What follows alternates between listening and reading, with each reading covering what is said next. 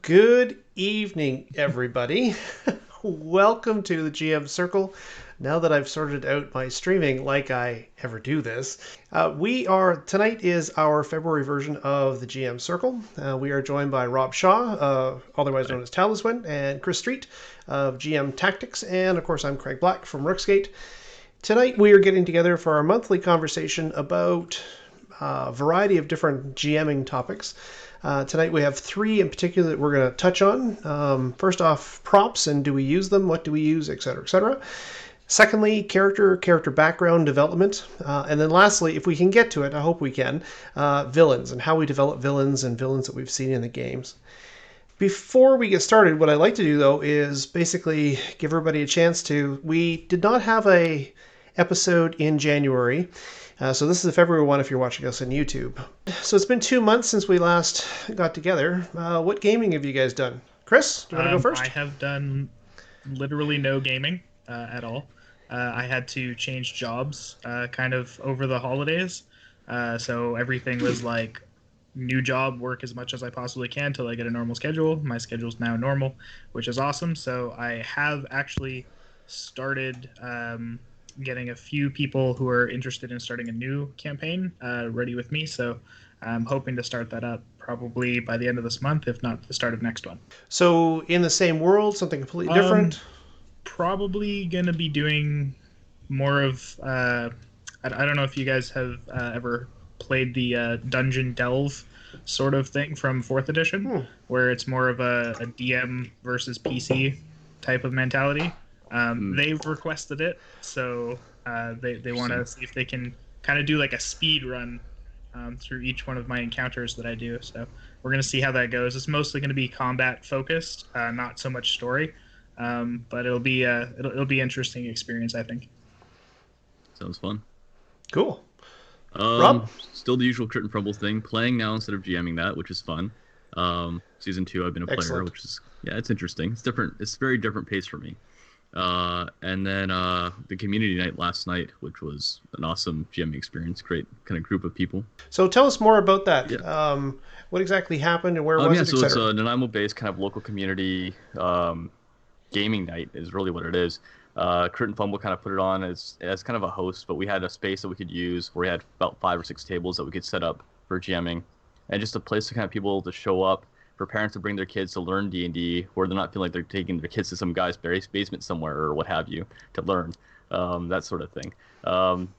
So I think it was a good experience all around. All the tables had fun. We had a couple new GMs try out some stuff, some seasoned GMs, and then a lot of very unique players. So it was a big hit. Got a lot of people that are interested in running games and tables in the future, which will be fun. We're kind of just playing it by ear. But we're also looking at a bigger space because we could only max out at 6 tables, and we're like, felt like we might get more. We had I think 60 some odd people interested in coming, and we're like, that could have been crazy for that space. Yeah. Wow, that's a lot of people interested. Excellent. Any other gaming? Odd one-shots here and there. I have my own system that I've been working on called Gambit RPG. Find it at gambitRPG.com. It's basically just a card-based role-playing system. So very simple, very good for one-shots, introducing new players to D&D, or role-playing in general, really. Yeah. Cool. Myself, I run a number of games. This season, what I've discovered was I was actually running 5 different games with 5 different systems. And I discovered that I spent a lot of time jumping between systems, trying to keep the rules straight in my mind, and I spent less time storytelling. So my focus this month has been putting all the systems together as a single system. So now I've unified on a single system, Savage Worlds, which is super easy to teach new people. And from there we have, so now I'm running a Deadlands game, a fantasy game for my kids, which is just a really basic fantasy, a sort of a Conan-esque / Lovecraftian horror game, an actual Lovecraftian game, and I have a science fiction game, which is just restarting on season 6 coming up. Actually, we actually had a big discussion and just decided to retire the characters that they've been playing for 5 years. And I think for the main reason, because I think the characters have too much plot armor after you know them for that long. you know, having them gunned down in the back alley just seems so anticlimactic after some of the It huge really adventures that shows their they've had. mortality rate, though. Just kill one. Just kill one. It'll be fine. Oh, yeah, actually, it's interesting. I had a character played by one of my players. He's been playing the same character now for 4 years, and he died. And we were about 2 hours into the game, and it literally stopped us midstream. We couldn't go on. It was literally like Yeah. somebody had died, and I thought, oh crap! And it wasn't even a good fight, right? It was just, and his dice rolls killed him. And it was, oh man, it was brutal. Anyhow, so Tev, if you're out there, sorry. All right. So let's start with props. So I think by definition, props are things that you actually hand Yeah. out to the players that they can put their hands on and touch and feel or look at in order to get them more involved Yeah. with the game. What does everybody Oh use? man, everything, anything. As long as it's Okay. crucial to the plot or what's going on. I go from maps to trinkets. If they find a magical ring, what have you. If I have it, if I can make it, I use it. Cool. Do you have any Just, examples? This is an old map, weathered, kind of Oh, look at that. Oh. done up. So I printed on standard paper, um, aged with coffee and other various things, and burnt the Right. edges. Looks great. Does the job. You hand that to them. It feels fragile. You don't want to be like fiddling with it too much, but it's a map that they can play, touch, and hold. Uh, Yeah. I picked up recently some of these coins at a con, just regular gold coins. But if I'm gonna hand somebody some change, why not hand them some copper? Let's see if I can actually get that in frame. So Absolutely. Yeah. I got to tell you, I also use coins, and although they make a lot of noise on yes, stream, I like the tactile feel of having the silver coin in your hand is it pretty is. It awesome. is. Uh, Yeah. So, what's been the reaction to your props? Like when you bring a prop out, are your characters like ooh, or are they like, oh, okay, cool, and they put it well, you can't aside? do it Like, too what's often, the but when you overall? bring them out, when you're like, he hands you a map and you literally hand a rolled up map to the players, it's something tactile. They pull it open, they dive into it right away. It's great for puzzles as well. Something that they can actually physically use that's tangible in front of them. Absolutely, I completely agree. How about you, Chris? What do you use? I usually kind of like just get like a piece of paper and I roll it up into like a little miniature scroll. If a character finds a clue on like a dead body or something, like oh they just killed a messenger and here's some secret intel or whatever that's being transported, something like that. So I'll pass those off. And then of course I have my makeshift little minis or whatever, and my tokens. Hang on, they're different colors. Tiddlywinks or whatever, essentially, if you're from way Right, back in there. right. Recently started getting into actual minis. This is a little table that I have, and a mimic. Oh, dropping my mimic. Yeah. Nice. But yeah, I've been wanting to introduce those into my game sessions. I don't have like a whole lot of other stuff, so it's like ultra budget gaming for me. Nice. I increase my collection because I'm relatively new, so I have to be like, okay, I want to get like $50,000 worth of stuff, but can't do it all at one time. So, what's been the reaction? You pull something out. What do your players say? They don't really have too like big of a reaction. Like it's usually like I have my battle maps and stuff like that, and they'll comment on like the detail that I go into those because I try to, like if there's supposed to be like a spaceship on there, I like try to freehand draw a spaceship with like my little dry erase markers, and it's much harder to do since I'm especially a terrible artist. But they're like, "Oh wow, that actually looks like a speeder bike or something." I was like, "Wow, that was awesome!" It came off as a speeder bike, and I was like, hoping that they weren't like, "Is that a tricycle or something? Like, what is this?" Right? So they're usually a little bit more amazed by my map skills than the little miniatures that I have. Okay, so the first thing I'm going to say is I salute you for actually showing your art to your players. This is not something that I would ever do because I'm a terrible artist. So, So I use a lot of props in my game. For my kids' game, when they arrived in town, there was actually a message board. Like it's actually called a message tree. And what I did was I actually produced like these little forms, right? That each has like another piece of information written to it. And what I found was for them it was tactile, right? And since there were a lot of messages on the board, what I could do is I could introduce a ton of information without having to say it, right? Like, for example, this one here is a little message that says, weapons and armor forged at Falcon's Forge, right? And so they knew if they wanted to get something forged or buy a new weapon, they'd have to go see whoever this Falcon guy was.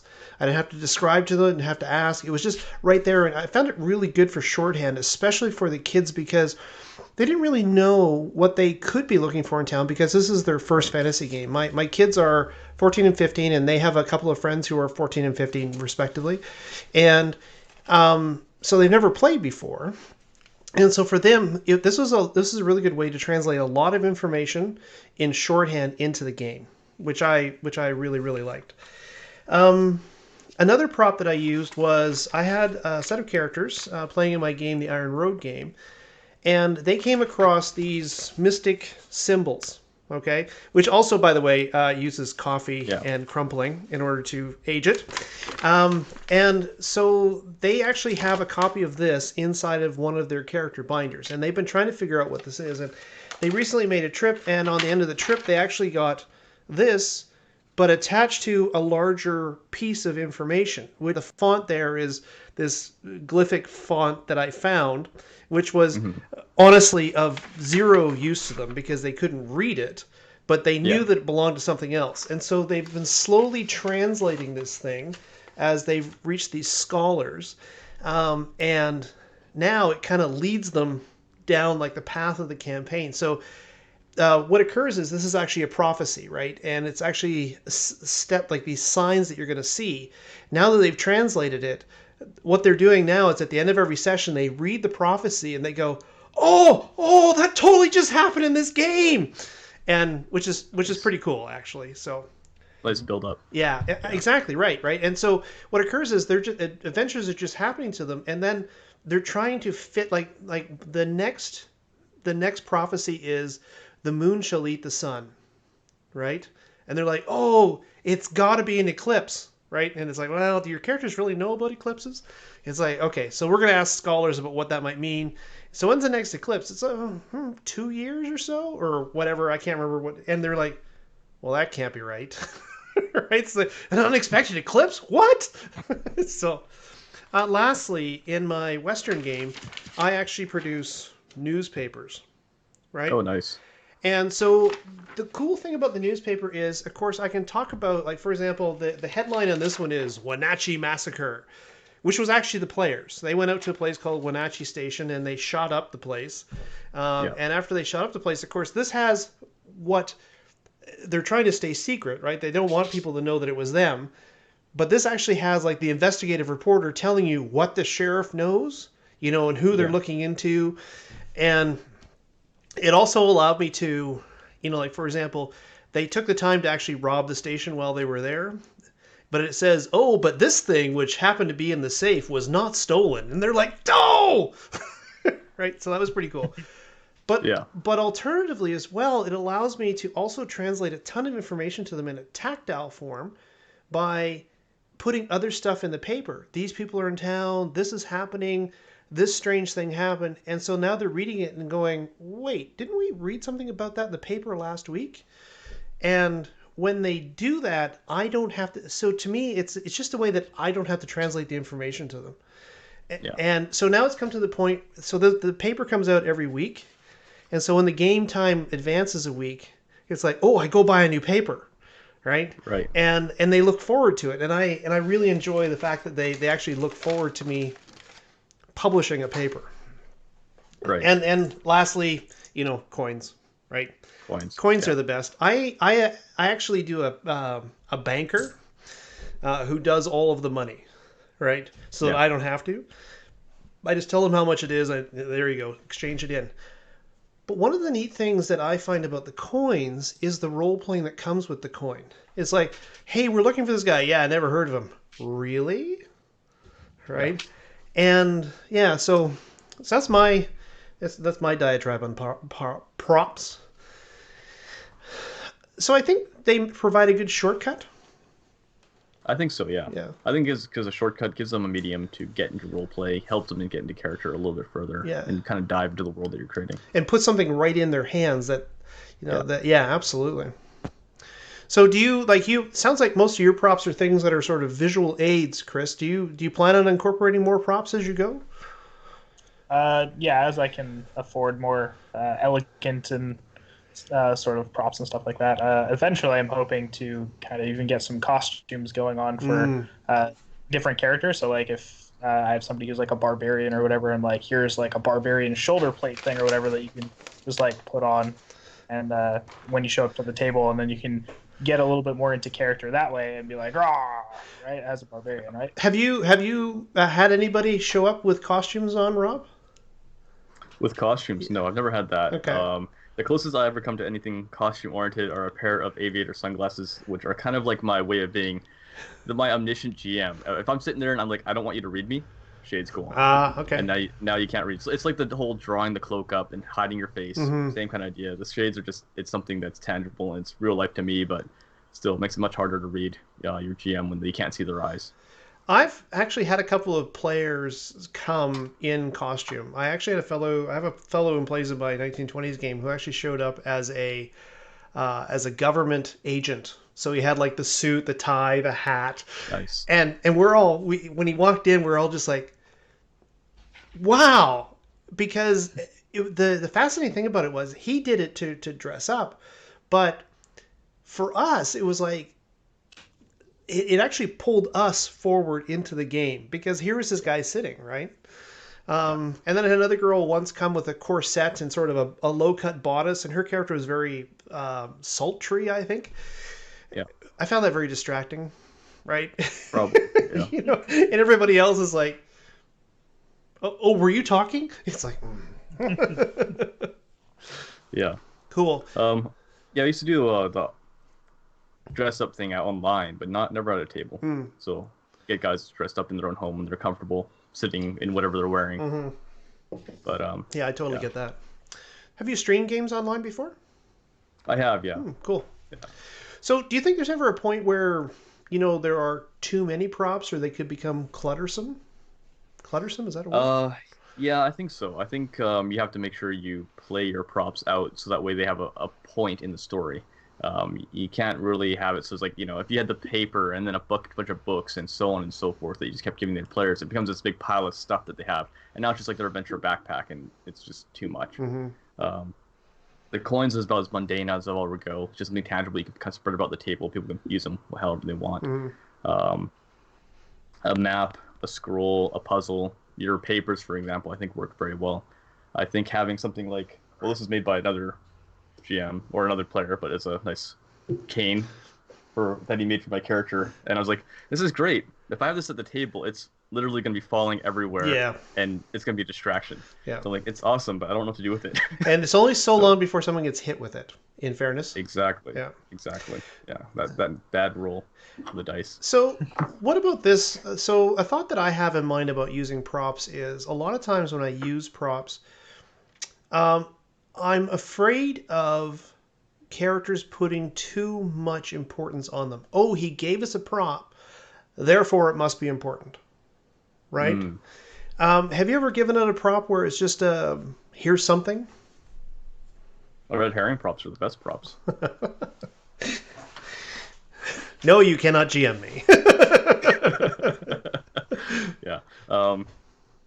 Often, if I'm going to put the character into a nice prop, it'll be important, and it'll already be important before they get the prop. Right. It's something that's come up and it's in story, and all of a sudden, it's just like one day they show up, and I say, "Yeah, you go to reach for the ring," and I hand them a physical ring that they look at, and they're like, "Oh, okay, it's a thing now."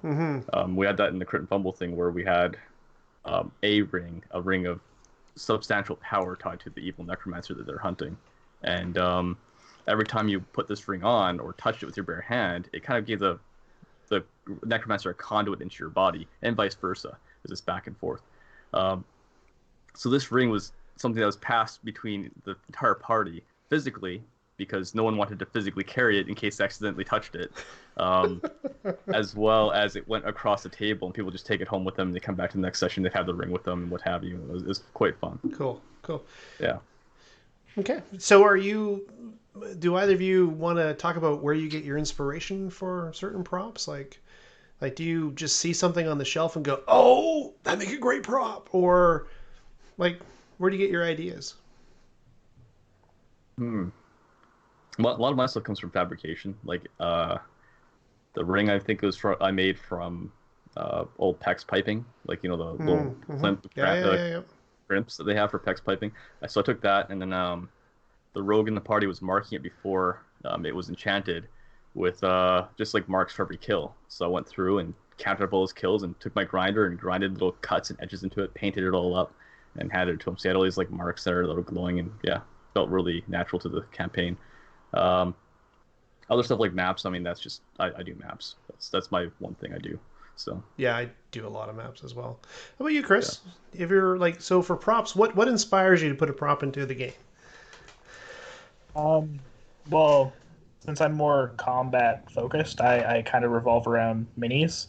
So for me, I'm always looking at like, okay, what mini can I possibly use in this situation to convey, oh, this person's the big bad guy, or these are like, you're being swarmed by a bunch of minions kind of thing, right? So I'm like, how can I best utilize my collection to sort of give that sense of overwhelming, I guess, evil or something, to make the characters be like, oh wow, this is actually a perilous situation. I need to be strategic. I need to make sure I'm working with the team and I'm not just like running in there and getting like completely bombed by like 20 imps or whatever with their fireballs and stuff, right? So I kind of look at it like that. It's like how can I best use that to the greatest effect, which is why I'm so glad that I'm kind of moving up from my stupid little color tokens into actual minis.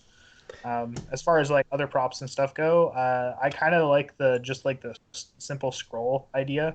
I might get into like an actual miniature treasure chest or something, and then like put in like various jewels or whatever, like plastic jewels or something like that, as like a reward, and then it gives them that sense of satisfaction of like, oh wow, there's this actual thing that I've managed to unlock, and I might even have it so that like you have to like pick the lock or something. So anybody who wants to sit there and jimmy around with it for like their session, they can kind of do that. So I don't use minis because I use an electronic tabletop. Like I use a virtual tabletop for my game. But do you have minis that represent individual bad guys, like specific bad guys? You never use that mini for everything else, or are all of your minis just kind of, oh, today this happens to represent the necromancer, and next week this guy happens to be the wizard? Like, yeah, so like all of my tokens, like they were just kind of like, like this purple one, he's the evil bad guy or whatever, and all these little red ones are his minions. So that way they know there's a distinction, and like the minions are weaker. But now that I'm moving into the mini medium, I'm probably going to have very unique ones. I have a giant spider that I have to paint, and I want to make sure that's very unique, and it's probably going to be like, I don't know, like a telepathic spider or something like that, and it actually commands like some units or something like that. And when they finally kill it or whatever as a villain, then like it won't be used again unless it's a different campaign. How about you, Rob? Didn't you use miniatures when you're playing? We do sometimes. When we first started, we had the same idea, virtual tabletop, and we only used miniatures for the player tokens, so the players could freely move their tokens around on the table, and then the GM would kind of grab his icons that he'd have, his map tokens, and move them up via the PC. And that worked pretty well, because then you never had to ask them, oh, is that where you wanted to move or what have you. They just literally take their piece and put it where they want. And that worked fairly well for the most part. Now that we've gone to a different table, we're not using that other one anymore. We do use minis a bit for combat. It helps a bit. We don't really have anything specific for bad guys, but we find something that represents whatever we're trying to portray. You're not going to have everything in your miniature repertoire. We're not those guys, at least yet. Eventually we might get there, but our One biggest day. miniatures are yeah, exactly. But we fight a lot more things than I can paint, so No I kidding. just paint stuff up bit by bit. So I got to tell you, one thing I really like about using the virtual tabletop is that I can have a picture of the bad guy, Yeah, and so I can present that, right? And so when what I love is when the characters see the picture and they're like, "Oh, I hate this guy," and you're like, yeah, "Yes." yeah. I love that feeling. So I think if I collected miniatures, which so I had a friend when I lived in Calgary, and he had shelves and shelves and shelves of lead miniatures, right? Right. And I remember when we needed to move the shelf, this shelf was really heavy because the lead miniatures were not light. Yeah. And he had painted them all. And what happened was, I guess I was so intimidated by that. I thought, I'm never going to have as many minis as he did. I never really got into the entire miniature things. I think actually his obsession actually saved me from having that collectible as well because I have so many other collectibles. So, Mm. yeah. Anyhow, cool. Any other props or any other things that we use? Would music be considered a prop in this instance? I think so. It's a sound prop for sure. Okay. I typically try to get as much like soundtrack music as possible, and then Same. try to play it in climactic moments if it's a battle scene, or even if they're like hanging out in a tavern, I'll have like the tavern background music with the clinking of mugs and some bard or whatever singing something in the background. Have you guys tried this Sirenscape software? No, I haven't. So it's this software that you get. You can actually get a freeware version of it. It's actually relatively decent, but from your laptop or from wherever, you can actually go, oh, crowded tavern. You click on crowded tavern, and you can say, oh, turn up bar brawl and a little bit of clinking of glasses and music, and it actually kind of gives you this ambient background. Interesting. My challenge with it is that I find myself, if I even spend that 10 seconds getting the music going, that 10 seconds that I'm distracted from my players, they're kind of like, blah. Like it's really easy to kind of lose them. So, but yeah, like I like music playing in the background.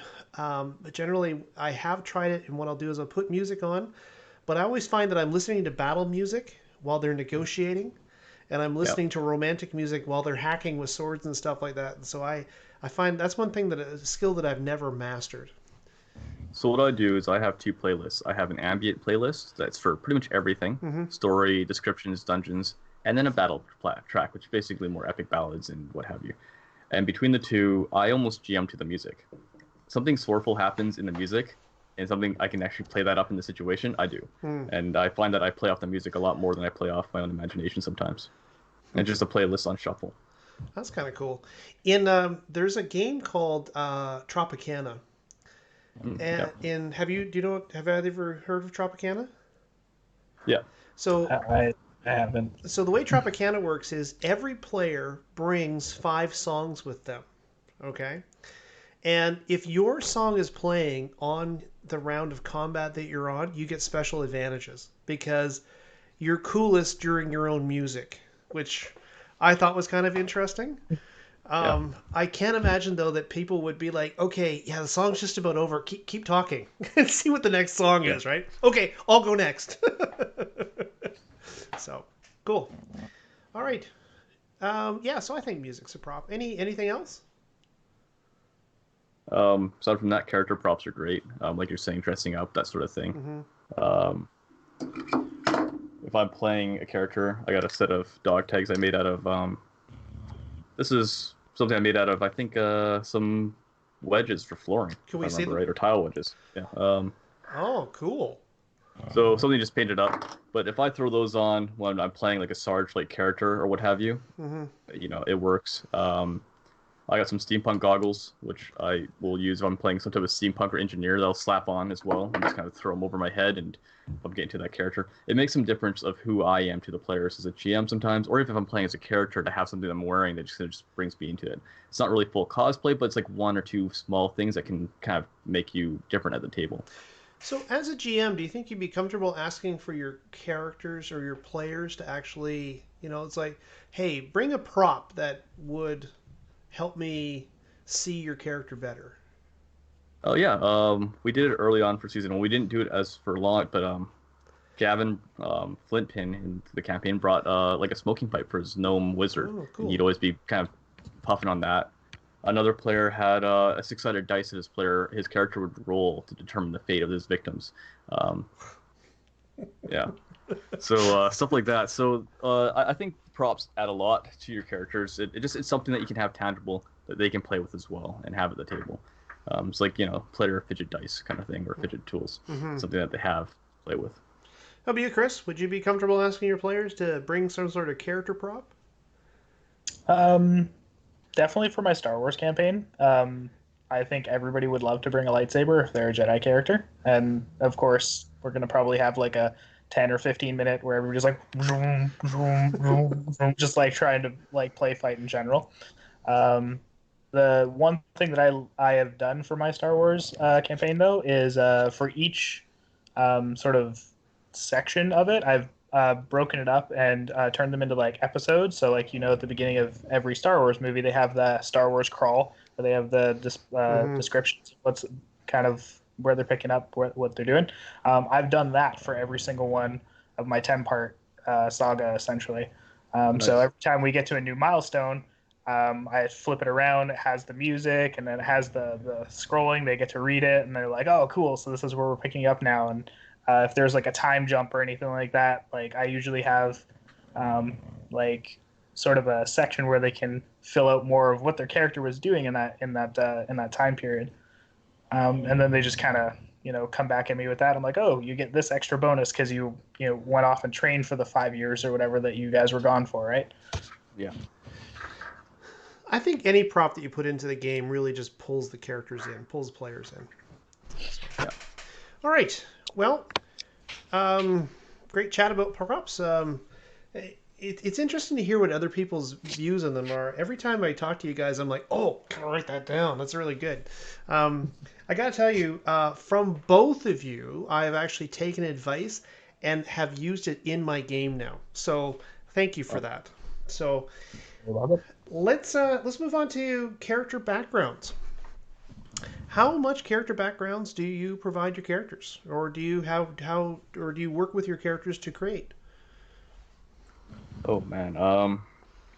So I generally try and influence, like try and talk to them and work through their character background with them as they're making their characters in most cases. If I don't get that opportunity, I definitely try and pick out one or two things to play into the plot Mm-hmm. or play into the story somehow, even if it's just a small tie-in. It just really brings that back. Where like, oh yeah, I did write that down or something like that. It does add a lot to their involvement, and they feel like they've actually their background's there for a reason. So, do you, when you start with a character, somebody sits down a character and says, "Hey, I want to be a dwarf ranger rogue." Yeah. What do you say? Like, how do you get to the background piece? Well, first ask him like, well, you're a ranger rogue. Where did you start off? Did you start off as a rogue, or did you start off as a ranger? And how did you do that crossover? What happened there? Right. To get that kind of direction of why they decided to go from being focused on the wilderness to be focused on thievery or what have you, or is it purely a class thing? Or are you just this one person that just is a sneaky ranger? Right. What's the difference between your character and the next character that's a ranger rogue? Gotcha. Cool. So, Yeah. no, but no, like sort of process, like formalized process that you go through.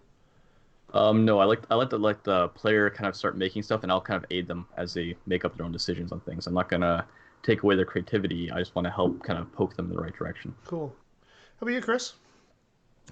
I have a very hands-off approach to character backgrounds. It's more of like, whatever they want to come up with, and as long as it's plausible and makes sense for the setting and the general story that is going to be told, then I will try to incorporate as much of it as possible. But if they have some like implausible stuff, I might be like, okay, well, we're just gonna kind of, I'll keep that on the back burner. If I can loop it in somehow into the future, we might. But I don't know. I have a couple of players. Some they're very backstory heavy, and some are like I just kill stuff. And I'm like, okay, well, a murder hobo isn't a backstory at all, and I can't really work with that. So Yeah. um, I've kind of grown accustomed to like formatting my games where backstory is not required, and that the adventure itself becomes your backstory. So as you play, these become your character's memories from that point, and then and I just kind of play off of that, like, oh, well, your character behaved this way in this particular battle or interaction.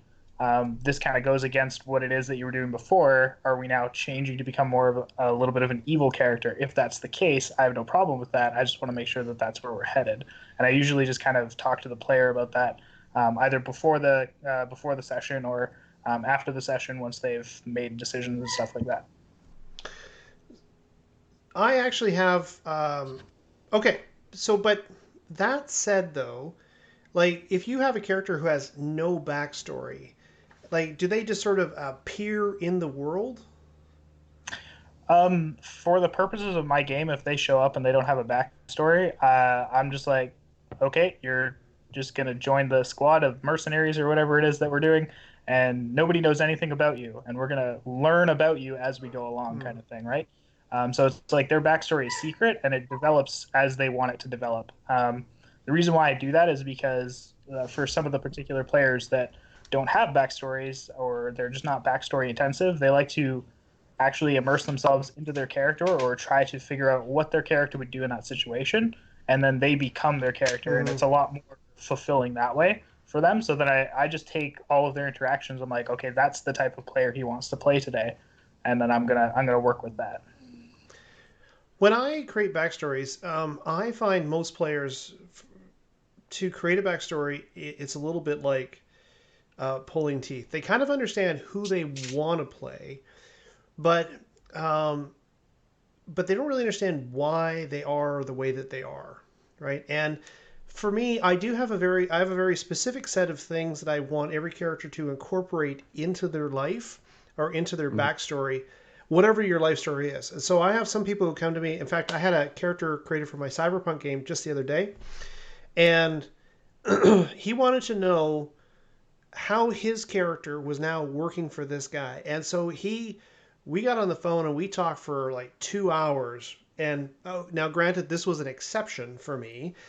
Normally it's like a 10 to 15 minute process, but he really wanted to know. And so, he came up with this relatively elaborate story that this fellow's son and him had served together. And this, due to his mistake, his son had been killed. And now he felt a duty to this guy because his son had died, and it just worked in so that when his character came in, he was very supportive of this character, this figure inside of the game, and I knew exactly why, and I felt completely connected with him because he had come up with this elaborate backstory as to why, right? Mm-hmm. And so then as a GM, the first thing I started thinking is, well, how do I story that? How far will he go to support this guy? Like he feels guilty about it, but how far will that carry him? If this guy gets into some really shady stuff, is he prepared to go against his code of honor to do that, right? Yeah. And that to me, I love that exploration of character. The five things that I ask for characters to provide for me are parents and family. Who are their parents and family? What they used to do for a living before they became heroes, who their friends are, friends and contacts, like who do they know in the world, one item that they always carry with them that has some sort of significant meaning to it and why it has that significant meaning, and then lastly, one thing that they left behind that they long for, right? And so like these questions have led to me to like a friend. It could be that this guy's friend, they meet him on a planet and he's doing something completely different from when the last time they knew him, but they're friends from childhood. He established him as a friend, right? So it's not just some guy you meet and whether or not we help him, that's irrelevant because he's my friend. I have to help him because he's my friend.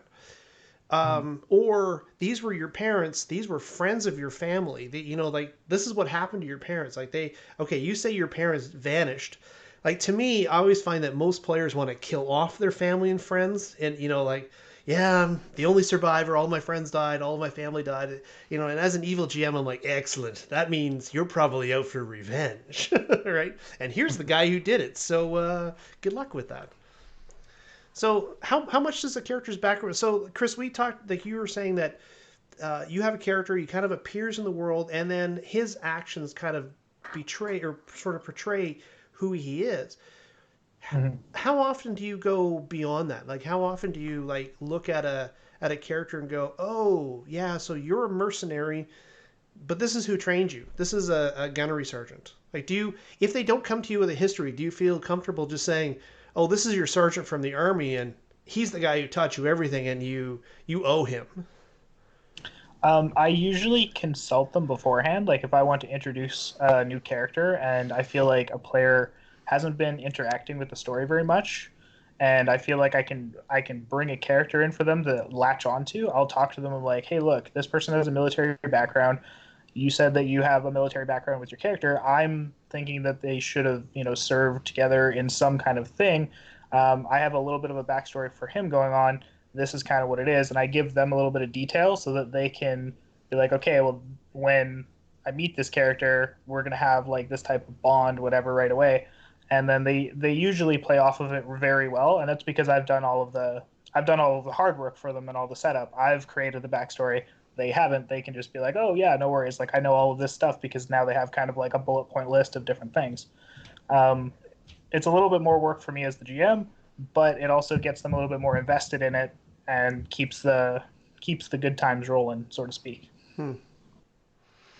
So do you find, like, if you're doing that, how do characters accept that kind of that background? Like if you give it to them, do they are they as committed to that background as this, say, for example, a character whose background you created or that they Um, created themselves? I find that they do get pretty committed to it because what I do is I'll only tell that individual player, Hmm. right? So when they start interacting with this new person, they have their own motivations as to why they want to interact with this new character, whereas everybody else might be like, "Oh, this person doesn't have anything to offer," but the player who knows what's up is like, "No, we need to talk to this person. I can't tell you why, but we need to," and then it incites a little bit of drama, and then everybody's like discussing, oh, like, oh, this must be important. We have to kind of figure out what it is, and then I can I can sort of continue spinning my web of lies or whatever to get them to look for all these different nuggets, right? And then eventually it'll lead to something amazing. How about yourself, Rob? Tell me how your character background interacts with your story. Well, I've never really had any issue. Like, I never had to write a background for any of my players. It's always been something that I've always asked for whenever making a game. Whether it's something light, as far as just like, oh yeah, I was a farmer, I did this, and now I'm a venturer because I hated farm life. Mm-hmm. Doesn't really matter. I love your idea of kind of picking a few things, but sometimes people have the, yeah, I have a family, they're all dead, and that's what they want to go with. It's like, what do you tie into? Some players that are smart learn to kill off their family so that way I don't mess with their family as a GM. So I don't know. It's like one of those things. But I try and play their backgrounds very heavy into the story.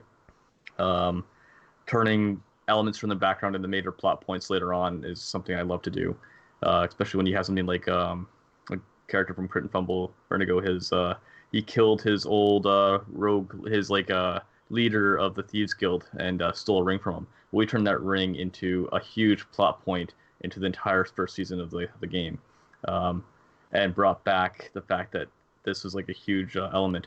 Another character had a shadow monk that had basically betrayed his family and betrayed him, and that was another evil element. This necromancer is basically attracting all the evil in the world to him. So all these different elements from all these backstories just kind of crowd around this power. So it all played in very nicely and got everybody very driven to the campaign. Have either of you ever had a situation where you've given the elevator pitch? This is the story I'm thinking. This is the campaign I like to run, and then the characters come to you with character. The players come to you with characters, and you're like, okay, I like my campaign idea, but I really like how this guy's going to interact with the world. So I'm actually going to change, sort of. I'm going to modify what my campaign is in order to accommodate these characters. Has that happened to either of you?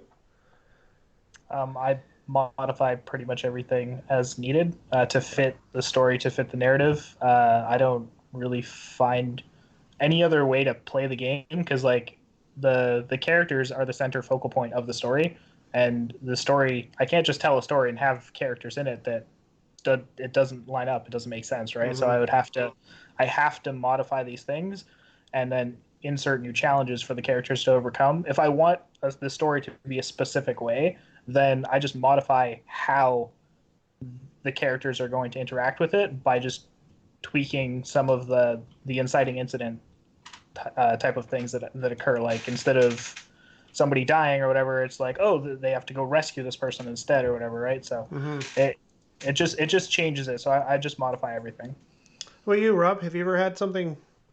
I modify everything as well. Yeah. It's one of those things. The beautiful thing about our role playing and D&D in general is the fact that the players are free form. They're not restricted to a script. They're not restricted knowing there's a dungeon right there that they have to go to.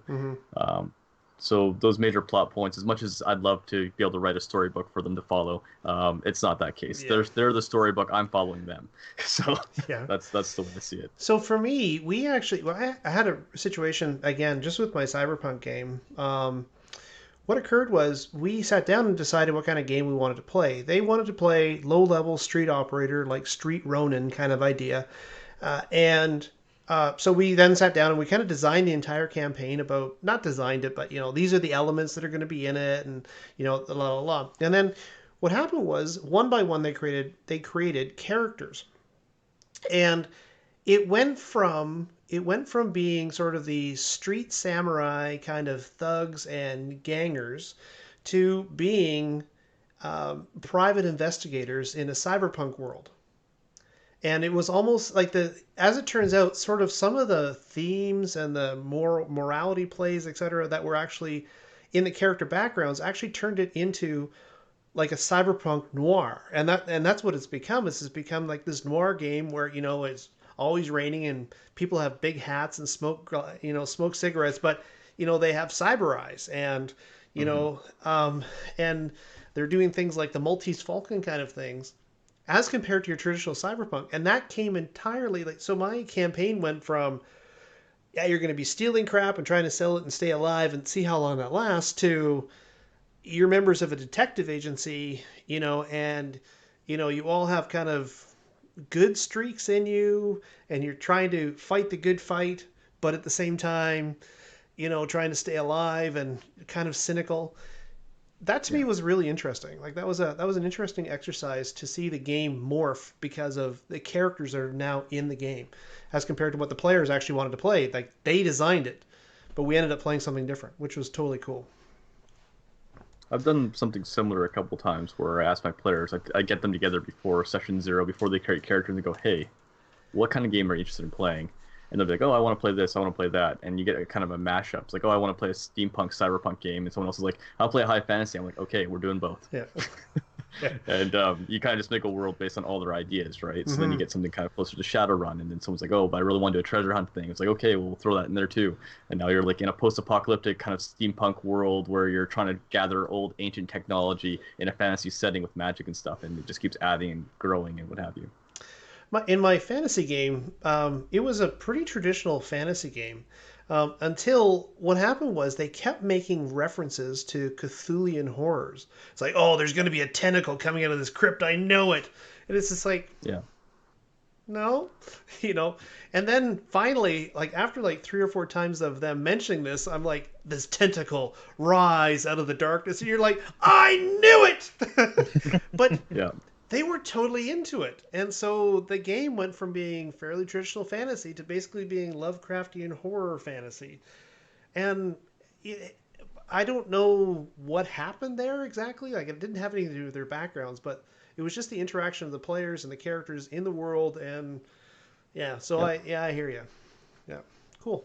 So if that's said, let's talk about the best character background you've heard.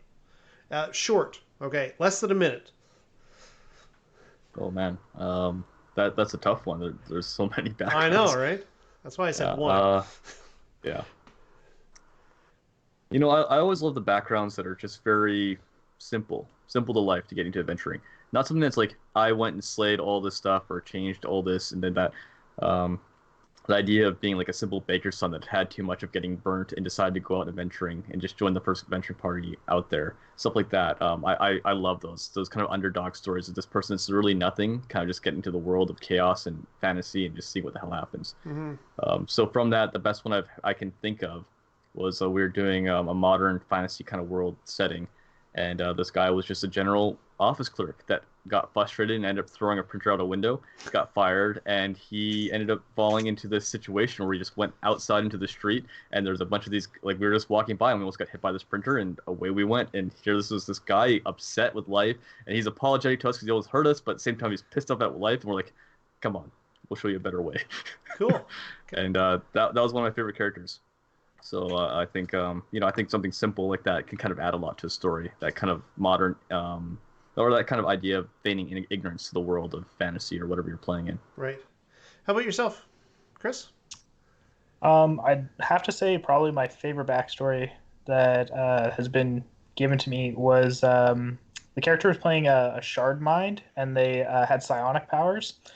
So their backstory was there was a gem asteroid that was out in space somewhere, and there was some kind of explosion, and then the part of the gem or whatever that impacted the plane of existence that everybody played in the realm, he ended up springing to life from that, and he ended up being in a jungle or whatever. And since he lives for like thousands and thousands of years, and doesn't have to worry about any natural predators, he just kind of goes around helping all of the animal wildlife and stuff. So he's very peaceful and pacifist.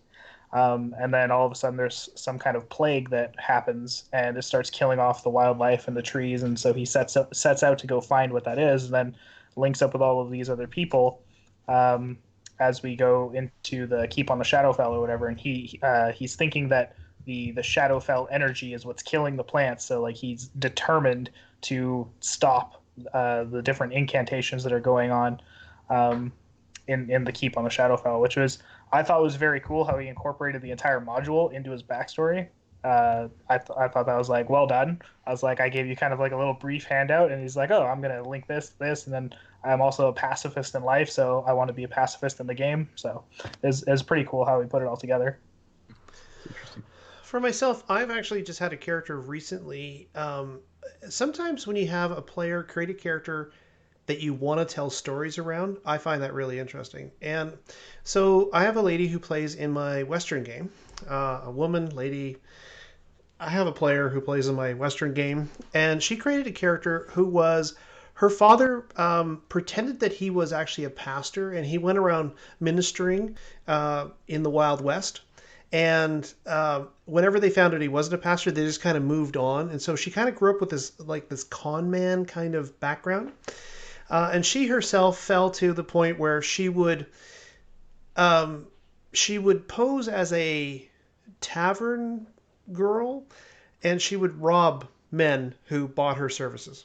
Okay, so that was her background. So she was a con artist, and she traveled with another friend named Mary. And one day they were in a bar, a saloon, and there was a man who approached them, and he felt odd to her, and he proposed to her, not proposed, but he proffered her money in return for her services, and she had a bad feeling about it, but her friend Mary didn't. And so what happened was her friend went upstairs with him, and this guy turned out to be some sort of monster, and he killed her friend, right? And what happened was she discovered it. She opened the door, and there was this guy, and there's blood everywhere, and he vanishes out the window, right? And I'm saying, oh, okay, so your character, like what motivates her? And she said the thing about it is she was horrified, but then there was another piece of her that was curious about what had just happened. And it's not that she's hunting for revenge, it's that she really she understood at that moment that there was more in the world, and she was fascinated by it. She couldn't get enough of it. I'm like, oh, that's super dark. I like it. Yeah, exactly, right? Like, how can you not want to create adventures for that character, for that person who's exploring the world, who is producing like this absolutely human reaction. Yeah, the automatic reaction is like, oh my God, what's happened? But she said, but there's this dark piece inside of her that's fascinated by what happened, right? So she buried her friend, and now she's been sort of looking into the supernatural ever since then, right? And that's been like I like how that engages me as a GM. It almost challenges me. Hey, here's an awesome story hook. I dare you to write a good story for it. And I like taking up that challenge. So Yeah. Cool. Anything else we want to talk about for character backgrounds or any other thing we want to throw in? By the way, if you're watching us on Twitch, you're more than welcome to. Do we have any viewers on Twitch? I know of one. Yeah. So if you're watching us on Twitch, you have any questions at all, please put them into the chat, and we'll see if we can answer those, or if you have any input that you want. Anything else you want to on character backgrounds at all? No, I mean I like it when it's short into the point. I don't like reading 13 pages of backstory that someone's written up. The novels, the novels have to go, guys. Keep it short. You want to talk about your parents being dead? Just tell me that they're dead. Yeah. And then I won't bring them up because they're dead, and that's it. Yeah. I don't need to know their life story because it's probably not going to come up. But certain things, traumatic moments, stuff like that, bring those up and that sort of thing. So I think that's one of those things as a GM, that's a GM player discussion that should happen with the backstory. It's just like keep it to the point, because when you give me a 3, 4, 12-page thing, I'm gonna skim it. Yeah, exactly. I lose interest after about half a page. Yeah. Right? Like half a page is enough for me to digest and actually start spitting out stories around. Yeah. The other thing too is, I don't know if you've ever had this. Have you ever had somebody create like a really complex backstory? And they're like, yeah, but don't you remember from my backstory that this happened? It's like... all the time, yeah. Oh, yeah, right. Awkward. Do you know? Yeah. Yeah. So that's why I agree with you. They need to be nice and short.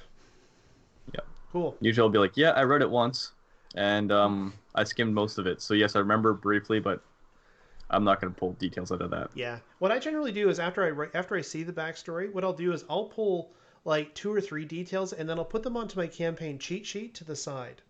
That's a good idea. And then that way I'm like, oh, right, this person hates this or encountered this before. Like I have a character in my game now who's afraid of fire. And so there are some times when I actually put fire into the campaign just because he's afraid of fire, but it's from his background, and he likes facing that fear, and, so. You like it, yeah. Yeah, cool. I like it. Well, okay, so it's 8 o'clock. So we do have another topic that we could talk about if you guys want to, or we could also just say, hey, that's a good topic for next time. What do you think? Your call there. I'm open either way. I'm down to talk about it. All right. Well, that topic is villains. All right, yes. So before we begin this, I'm going to challenge each of you to tell me your favorite villain. One, from TV, movies, books, wherever. What I want to know is why they're your favorite villain, okay? And what makes you think that they are a good villain? I already have the perfect one. Okay, go for it. Thanos. Okay. From the Marvel Universe. The reason why he's the perfect villain is because he believes that what he's doing is right. Mm-hmm. He believes that by bringing order to the world in this fashion, he will ultimately be helping everybody left in the universe, and he's trying to do it in the most unbiased possible way.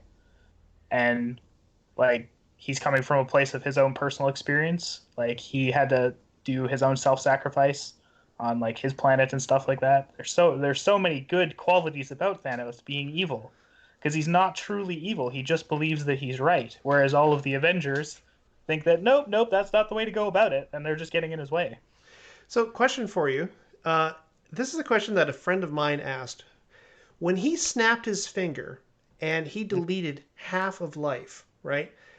Do you think his name was on that random generation chart? Like, could he have turned to ash with that snap of his fingers? I think that that's entirely a possibility. One of my theories on what actually happened there is, since the reality stone is within the gauntlet, it's totally plausible, but this is never mentioned, that when he snaps his fingers, the half of the people that are deleted are not actually deleted. They just disappear from this plane of existence, and a second parallel universe with all of the people who were deleted in the first universe now populate the other one. But in that universe, the opposite half that would be remaining in the first one are still existing, but they see everybody disappear just like they did in the first universe. That's kind of my thing there. So in either one, Thanos could have disappeared. He could have appeared. It could have happened. Um, it's just a very interesting way to go about it. I gotta tell you, when I first heard Thanos' motivation, I got where he was coming from. You know, That's the thing though, is it like was when you have such extreme. a likable villain in the sense of like, you know what, he could be right. Like when it if you really look from his perspective and you can start seeing that, like the I feel like the player characters, they're like, like I know that we're fighting him because he's evil, but he also could be right. And then it causes that self doubt within the characters, right? So it Mhm. helps develop that drama. Okay, how about you, Rob? Yeah, mine's a lot more loony and toony, and it's Scrooge McDuck. I feel like he's not really a villain, but he really is, and that's what I love about him. He's this character that totally believes he's in the right, that everything's wrong about life, but he's really just in it for himself. And he's such a wacky character that you don't even picture him as this villain, but really, if you think about it, he's pretty evil. I mean, he's just all about his own personal greed, will not share with anybody else, Yeah. and not even his own nephews that are there and hanging out with him all the time. And So you yeah, and you know that he's despoiled a lot of landscape making that yeah, money. Like you just know it, right? yeah, yeah. So it's just like one of those things where he's my one of those villains. I'm just like, yeah, he's my iconic. Like, yeah, he doesn't know what he's doing is wrong, and doesn't care. Right. And those kind of villains I do love to kind of play into things because you love to hate them because you kind of pull that real world person that you can just picture that person sitting up there on his pile of gold, and you're like, I really want to dethrone this guy. Yeah. And your You players got kind this of pick coming. that up. Yeah. Yeah, and the players pick that up. So I love those kind of characters, and I love those kind of villains. My favorite all-time villain, and partially because of the actor who played him, is Hans Gruber from Die Hard. Yeah, Um, he to me was that perfect mix of he was motivated, he had a plan, you know, he was ruthless, but you could understand him as a character. And despite the fact despite the fact that you hated him, you kind of liked him too, right? Like there's some small part of you that actually wanted him to succeed. It's not huge. When he got it, yeah, you were happy, but there was some you're just like, this guy is classy and smart and motivated. yeah. Yeah. So that to me is he's always been one of those characters that I really, um, you know, I like the kind of the ruthless villain rather than the evil villain, right? I find so many evil villains kind of feel like puppy kicking villains. Why are you evil? Because I kick puppies. Why do you kick puppies? Because I am evil. Oh Yeah. wait, No, I mean having a motivation behind every villain is a big key, whatever it might be. Whether it's Scrooge McDuck and the fact that he's just all about greed, or the fact that you have someone that's doing this hell bent on revenge, or mm-hmm, what have you. There has to be a purpose behind why they're doing it. If there's nothing, it feels very flat. mm-hmm. So okay, so that said, um, can you name a villain who was a villain? He's maybe wildly popular, but wasn't necessarily a great villain. I'll go first because Yeah, mine's maybe, but I think Sauron from Lord of the Rings was a terrible villain, right? Like his motivation was, I don't know. I want there to be darkness. Okay. I want everything. Yeah, Yeah. basically. Like it was just power, and you're like, yeah, I'm not feeling Yeah, it. Like that to me isn't a great motivation. Which I think the reason those movies existed was because they actually put villains in each movie that you could overcome. Right? Like, for yeah, example, the Urukai captain who Aragorn beheaded, right? Like, you were like, hmm yeah, right? And Sourman, yeah. Like and like, so they had to put those intermediary villains in because the ultimate villain, Sauron, was just kind of, yeah, you know. I mean, like you can almost understand it though. If you looked at Sauron's land and domain, he lived in basically a volcano with nothing but ash around him, Right. with all these other nice lands around him. I mean, give some guy a shitty place to live. He's gonna want everything else around him, at least in the surrounding area, and use what means are available to him. But I get it; they don't touch into his backstory at all, and I think that's part of the problem with it. They could have pushed a little bit more in there to find out why he started the way he did. All right, you guys, bad villains. And It's a tough question. it's a really tough question. You kind of put me on the spot here. In media, right? Did you want me to go first, Yeah, Rob? Yeah, go first for sure. Okay. Yeah. The way I'm gonna articulate this is the villain is a bad villain, but the way that the story plays out due to the villain is actually good. I would say the nothing from the Neverending Story, because essentially there is nothing there. It's not a villain. It doesn't have a motivation. It's just consuming everything until there is nothing left. So it's a terrible villain because it doesn't have a motivation other than like there is no motivation, absolutely nothing. But the way that they go about telling the story and combating the nothing really shows like the hero's quest in the sense of like they're trying to overcome this ultimate evil that is like essentially going to destroy everything if they don't do something about it. And it's on a timeline, so they're racing against the clock. It's a very well told story, but the villain is nothing, and it doesn't have a motivation beyond destroying everything. Actually, and there was, I agree with you. The nothing was just everything's ending. We have to stop that. But there wasn't really a motive behind that ending. From the chat, we have Voldemort. Yeah. From Harry Potter. Yeah. Anybody want to argue that he's a bad villain? I mean, you got to think about it from the standpoint that he was someone that was taken from basically nothing, raised up, and it's just nothing about the idea that he was just essentially evil at his core. Yeah, but it's just like that was the only thing that he had, is that something deep down with him was so dark and no one could really control it, right? That was the thing. But being evil at your core is not a motive, right? No, it isn't. And I agree with the real Alley Cat here that to me the story was all about sort of the creativity that the characters had, but the actual villain there, he who should not be named, is kind of like even played by one of my favorite actors, Ralph Fiennes. Like, he's a phenomenal actor. He emotes walking down the street, right? Yeah. But Snape was a much better villain. Yes, I agree. Absolutely. Because he had motivation behind it. He was picked on, bullied the entire time through school, and then eventually, he had a reason to be that dark, broody person that he was. Voldemort, he was not really having any issues. Yeah, exactly. And until he decided. Again, in Harry Potter, there's like these sub-villains, like Pink Lady Umbridge, right? Mm-hmm. Yeah, I agree. You knew what she was after. You even know, like, she wanted something, and her motivation caused her methods to be repulsive, right? Mm-hmm. Yeah. Okay, cool. Yeah, so definitely Harry. I agree with you on that one. Okay, but you're not off the hook, Rob. I would say Voldemort isn't a villain. I would say that due to his childhood backstory, he's just a person coming from an abusive home, trying to regain control. He's actually trying to be a hero in his own way. And that he is looking at Harry as the villain because he is the one thing stopping him from becoming truly what he wants to be. The most powerful wizard? He wants to have all of the control because the one thing he lacked in his life growing up was control.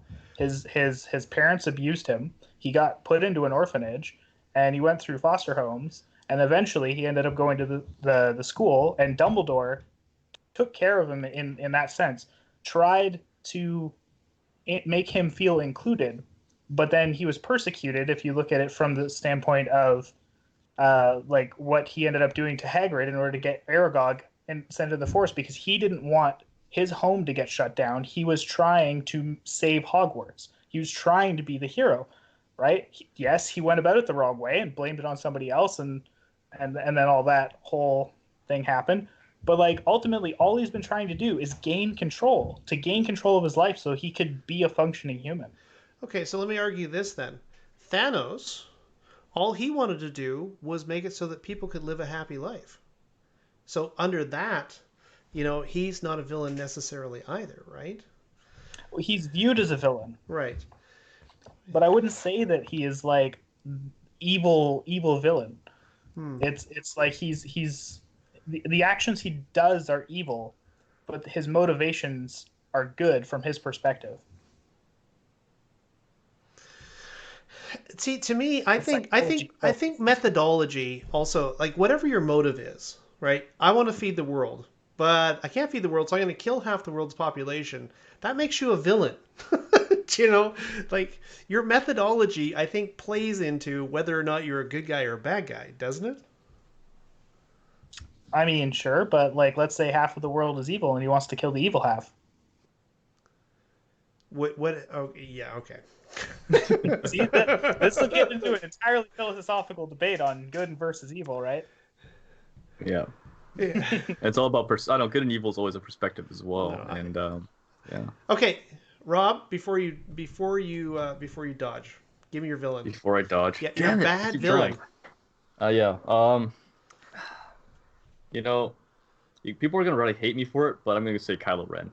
I hate his motivation. What is his motivation? Maybe you could tell me that, then I can just agree or disagree.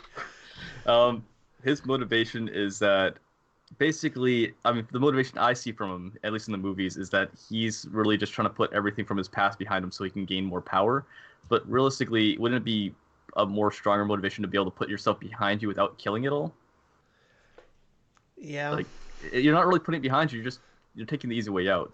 And I feel like that's the thing I don't like about him. He's just always taking the easy route, and I find that he's just not a very good villain. He just whines a lot, and I don't like him. And Yeah. I don't know. What he is, to me, what he is he's a low rent Darth Vader, Yeah. right? And Darth Vader, you know, he like you could feel his like he was an I think he was a great villain by comparison, Yeah. even though his motivations were not dissimilar, No. right? I think he made a better villain because he was more consistent. He was, and he showed a bit more conflict, I think. Yeah. Uh, you know, yeah, no, I just yeah, Kylo Ren. I feel like he's probably the one villain right now in media that I can't stand.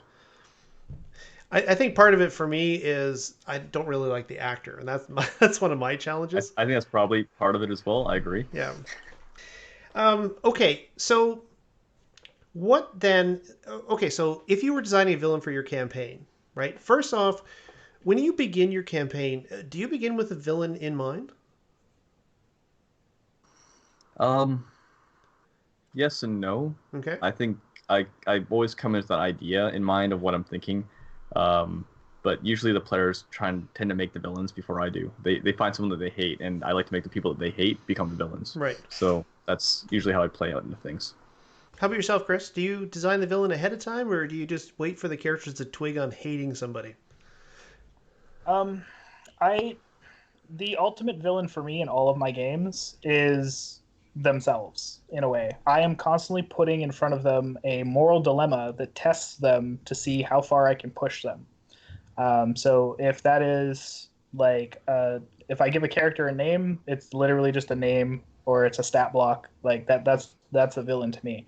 But like I'm using all these different little intricacies of like how can I emotionally manipulate your character to confront the fact that you are a good character and you don't want to become evil by putting an evil villain. And I try to, if I'm gonna make any like actual villain at all that they're gonna have the ultimate be all end all, I try to emulate as much as like what Thanos is trying to do, where he has his motivation, he believes he's right, he's going to stop at nothing to do it, and like they have to face off against that, and it's going to be an exact polar opposite of what they believe is right.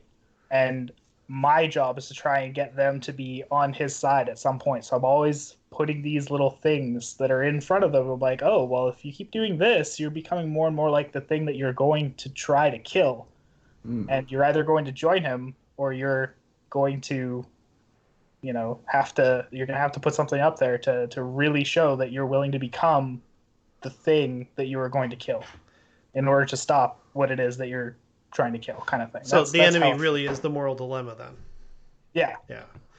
See, for me, my challenge with creating villains is as soon as in my mind I identify a villain, what occurs is my players read my mind and become like torpedoes against that one thing, right? And Mm. they will chase it to the ends of the earth. And so it's really hard to take that villain, like that you would get narratively in a story or a movie or something like that, and actually have him survive more than say, oh, I don't know, 10 sessions inside of a role-playing game. Right. Unless he's so powerful that they can't possibly, stop him or whatever. So I find a lot of times the antagonists that I have in my games or the villains that I have in my games are people that the players know but can't kill, right? Um, I have an excellent example of a long time ago. I played a campaign, and one of the characters was the younger brother of the reigning baron, right? And what happened was he was the heir, and because he was the heir, he was not he his sister, who was the baron, who was unmarried and had no children, treated him like the child, right? And so Hmm. she loved him and she wanted to protect him, but at the same time, he couldn't leave the castle without sneaking out. And Dale, who's actually in the chat right now, knows exactly who I'm talking about. And it was just so fascinating because what would happen would be the adventure became where they were going out and trying to, do things like there were giants or, there was this magician who was wandering around and doing things. But all the time, one of the villains that they had, and one of the more memorable villains in the game, was actually his sister, who never wanted to kill him, only, well, imprison him, right? And her motivation was pure. I don't want you to die because that's bad for the kingdom. But he's like, but I want to be an adventurer. Nice. Yeah. Yeah. Yeah. So to me, when you create a villain, you have to have first off, you have to have a really solid motive. Why are they doing what they're doing? And I think the closer that motive is to something that the players can get their minds around, the better, right? I once had a character who, or once had a villain who, he was a necromancer, but the real reason he was a necromancer was because all of his family had died in the plague and he wanted to bring them back from the dead, right? Hmm. But the magic, as he went deeper and deeper into it, corrupted his mind and he became evil. But his original motivation was he just wanted to see his family again, right? Yeah. What's the best motive you've ever given a villain? Like something that where your players go, oh man, I agree with this guy, but he cannot keep doing this stuff. Um, I think one of my most enjoyable villains, and it's probably because it's just fresh in my mind, was the Necromancer from the Crit and Fumble the last season, because his motivation was not he got into necromancy for the same idea to basically resurrect his family. But the problem is he got trapped in time for 200 years to the point where he couldn't actually resurrect his family. So then his next thought was, how do I fuck with time to fix things? And you can't fuck with time to fix things. So once he learned that, he got to the Unless you're point where fighting Thanos, just throwing that in. okay, maybe if you're fighting Thanos, but in the sense of like he was trying to like change things so that way his family could come back. But of course his motivation was to bring his family back. So of course that whole paradox of like I can't do it. And after trying for so long and figuring out that he couldn't do that, he's like, well, you know what? If I can't do that, I can at least take out revenge on all the people that fucked with me in the past. And that was his whole plan, was to actually take revenge, change the world, and make it so if his family can no longer exist, the family of all these other people that have messed with him, that tore him down, that slowed him down in life, would not exist. And that was his motivation, to change the world. How about you, Chris? It's pretty much all like just Thanos related stuff. Okay. That's just like that's to me he's the perfect villain to model all villains off of.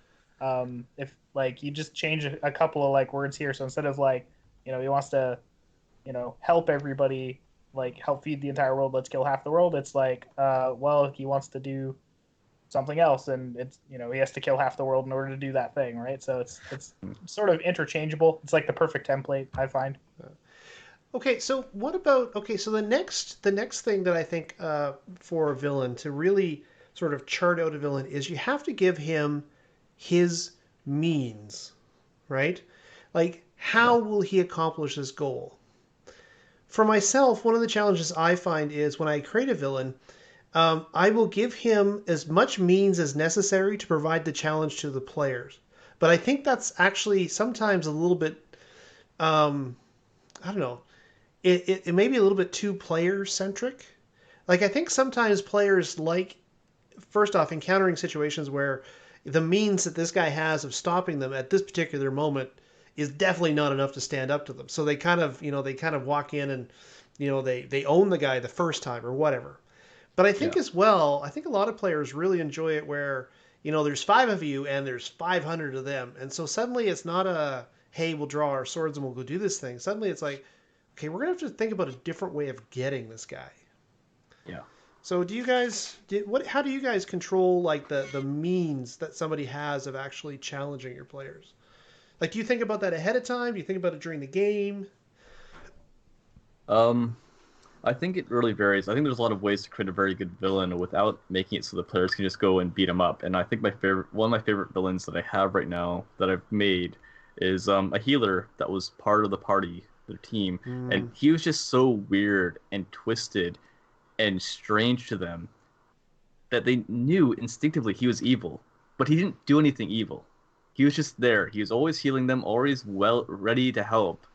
But the things he did, and it just put them off, and they couldn't figure out why. And I mean, at the very end, he betrayed them, and they got the chance to kill him, and they're like, "Finally, we gotta kill this guy! I never trusted him." But at the same time, he was there the entire time with them, slowly building their confidence, slowly with them, trying to manipulate and turn them against each other based on actions that were happening in the party. So it's not like he was like unjust with these things, but one player would do one thing, it's like he'd talk to another player, like, what's with that guy? Like, why do you do that? And kind of start playing getting those wheels spinning, those gears spinning in the players' heads. And it was a lot of fun to play. So what resources did he have to actually challenge the players? His resources were just his cunning, his ability to sit there and play with their minds, to talk to them, to do little things here or there, and the fact that he was just this healer that was just with them. Like, he didn't adventure with them, he didn't help them a lot in the fights, but he was there to patch up their wounds after the fights, and it was like always that guy. So it's like he was a resource that they needed fairly desperately.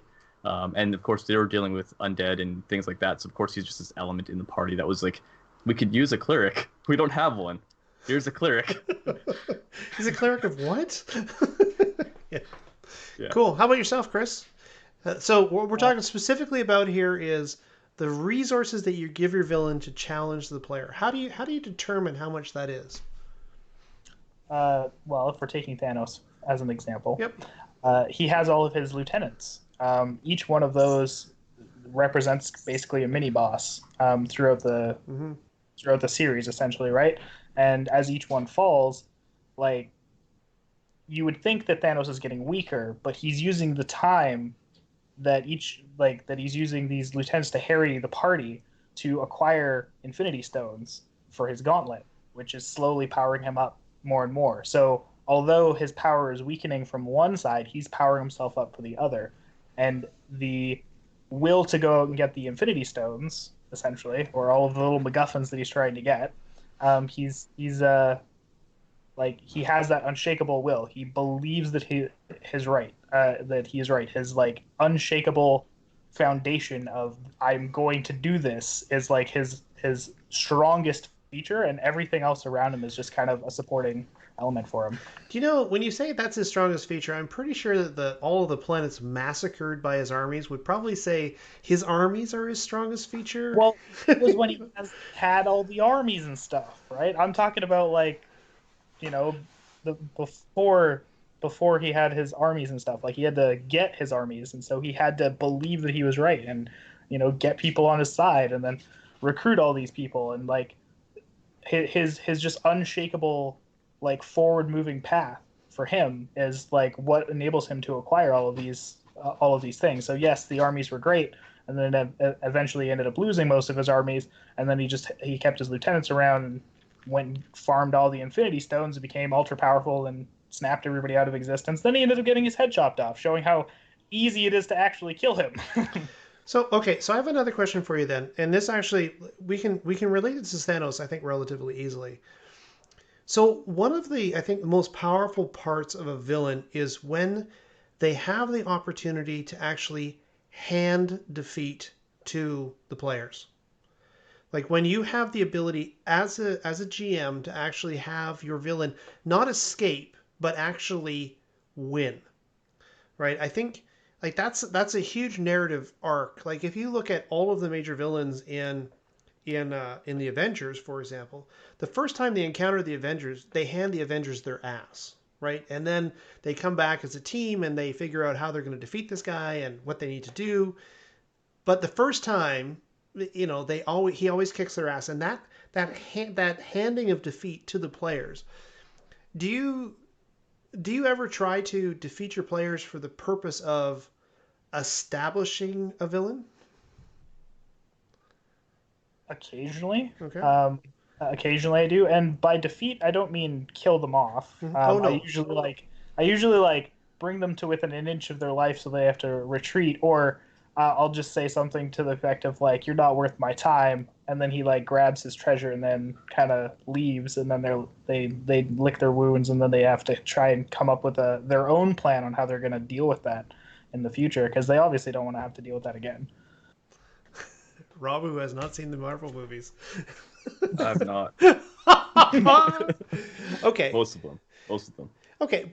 Then think Star Wars, right? In the second movie, they defeated the rebellion, right? Empire Yeah. Strikes Back defeated the rebellion. It's scattered. Their ability to actually strike back is broken. But at the same time, there was a narrative purpose to that. Like you Yeah. felt like defeat could be close. Have you ever tried to do that in a game? Multiple times. Sometimes it's like you said, the idea of the necromancer. He was ridiculously powerful, and they countered him right at the beginning. The first instance the players found him, they freed him from his time tomb, and he trapped them for 2 years. He was trapped for 200. He trapped them until another one of the party came and freed them a couple years later when he just stumbled across them. So there's this time gap, but that's a good example of the time where he just like everybody's frozen, and he's like, "You're stuck here," and walked away. Thank you for freeing me, and have a good day. And then they've got to follow through the wake of his destruction, and just they're chasing him because, you know, they freed this unrelenting evil into the world. Yeah. Um, Other times it's accidental defeat, or I'm like, oh, I guess you guys got beaten by these guys, and then that turns into a bigger villain later on because I don't like to kill players off. Like, generally if something happens accidentally, I'm like, okay, great. Well, you're an asset to them. These adventurers are going to be great slaves to the pit coliseums. And then you throw them in there, and now they're in this thing where they have to fight to escape this thing, and then they're like, where's that bastard that sold us into these things, and trying to get out that way. So I've found that all of my best villains are villains who have, at one point or another, defeated my characters. yeah. I once played a pirate game. I love pirate games with swashbuckling and all that kind of good stuff. And in that game, the characters were part of a crew, and they took another ship as a prize. And when they took the other ship as a prize, um, one of the guys that helped them do it basically betrayed them and stranded them.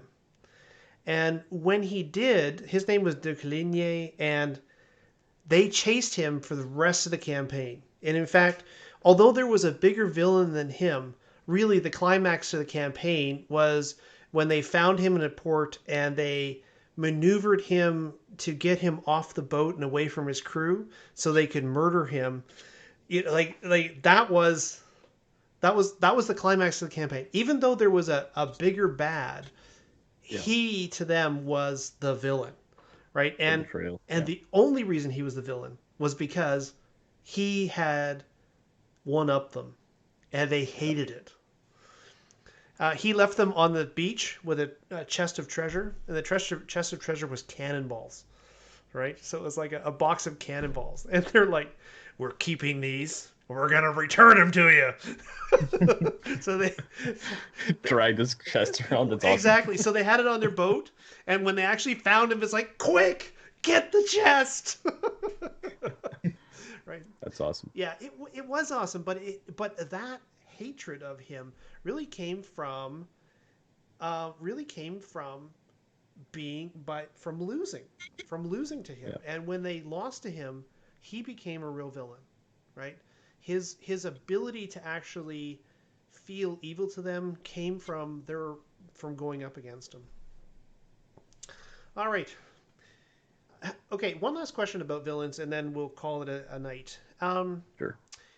Have you ever started a campaign and about 5 or 6 sessions into your campaign, you have a villain in mind, but then you realize he is definitely not the right villain for these characters,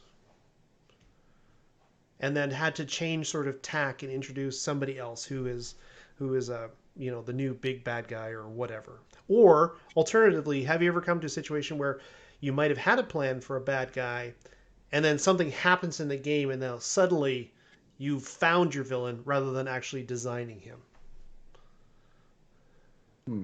That's a good question. We'll make Chris go first. Sure. Oh, okay. I haven't really had an instance where I couldn't create a villain that would suit the situation, since I can modify just about anything for the campaign. I have had a few instances where I wanted a villain to be more active, but during the combat, he didn't last the combat. They killed him outright. So then I had to kind of come up with another strategy and be like, oh well, let's introduce some other random character and attach a new stat block to him, kind of thing. So I have had that, but I typically would just kind of copy and paste over my villain idea onto that new person, because they were killed too quick. They didn't have enough time to get fleshed out, so that I can just flesh them out later on. That's kind of what I've had happen. Have you tried the face swapper or doppelganger approach to that? When they just like, oh, they just focus on their hero or your villain and just murder him outright. And you're like, great.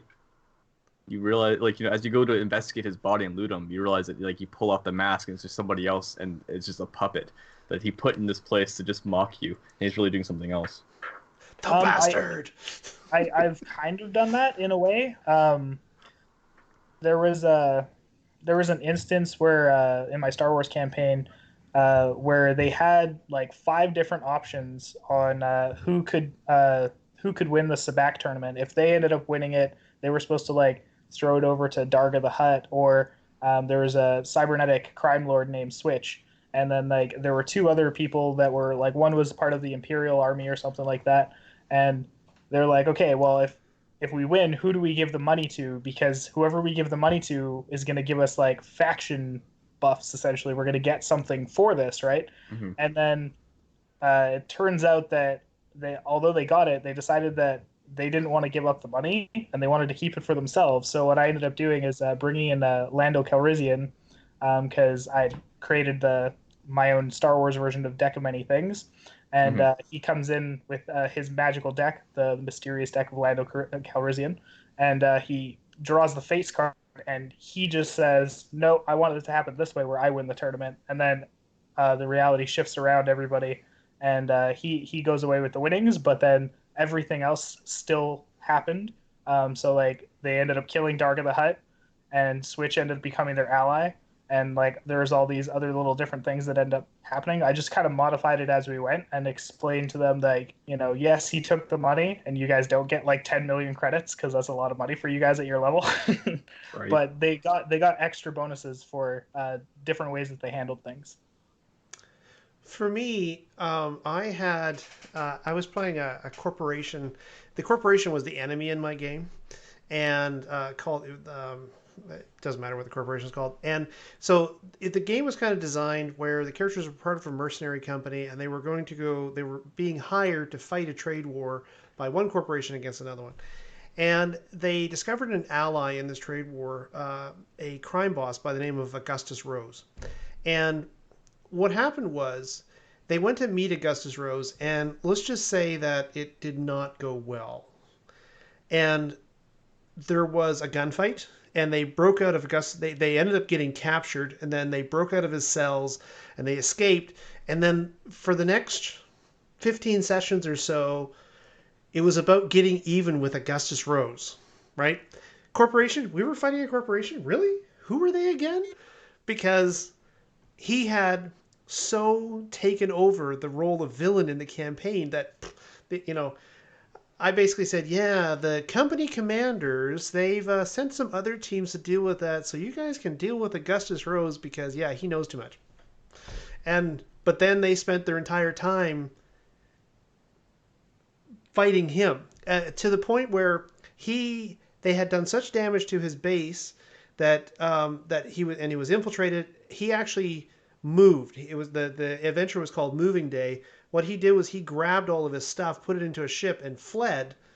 And they pirated his ship in space and stole his stuff, right? And like we're talking like his old Earth art and like his desk, right? And then what they did was they put it into like their mess and they put the art up in their crew cabins and they took pictures and they sent it to him. And it's like, hey, this looks really good over my bunk. Right? Nice. But they got such entertainment value out of that going back to the other villain, I actually ended the season when they actually bested Augustus Rose. When they finally won against him, I'm like, okay, we'll call it there for the season. We'll pick up again next season, and and we'll decide what happens then. But it was so weird for me to be that my own villains were like they became chaff. What about you, Rob? I'm thinking back to an earlier campaign a few years back. I did a kind of a parody to the Final Fantasy world, so I kind of just kind of mashed up all the different Final Fantasy games together. So taking a city like Midgar, and I made that as element there where they're harvesting materia and doing the whole thing. But Midgar had hired the adventurers to begin with to deal with an issue, to deal with a bunch of people that were basically coming there to steal materia and doing that. And that was kind of my villain. These guys that were there that were literally trying to steal the stuff. Midgar was kind of doing some shady stuff, but like this was like my villain. And they were going to be like trying to gather power and what have you.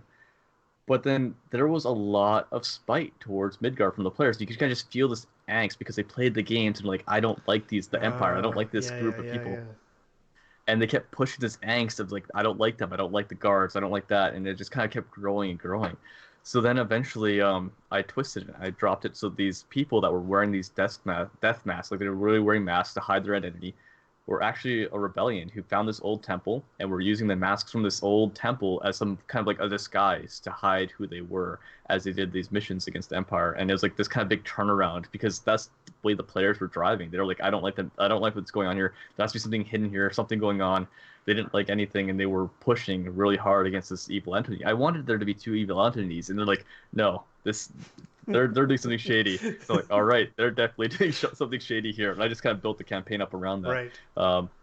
And it got real dark on that end of what they were doing, the fact that they were making materia out of harvesting people basically at that point. Materia is people. Yeah. Yeah, basically. Cool. So yeah. Awesome. Well, it sounds like we've all had sort of interesting challenges with villains and different experiences. Oh, yeah. So, yeah, that was good. It was interesting.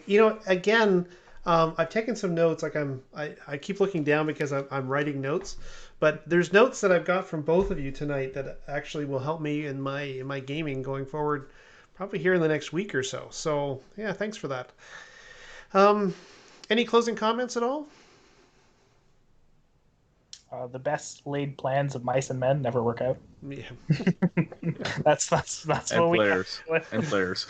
Yeah. Meanwhile, somewhere there's 100 mice in a room going, "What are you talking about? Our plans always work." Okay, let's finish off with. Do you have any gaming coming up, Chris? Are you getting back to the table here shortly?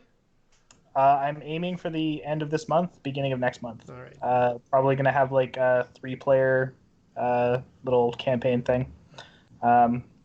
It's going to be a DM versus player kind of style, I think, is what they're wanting, but we'll see how it evolves.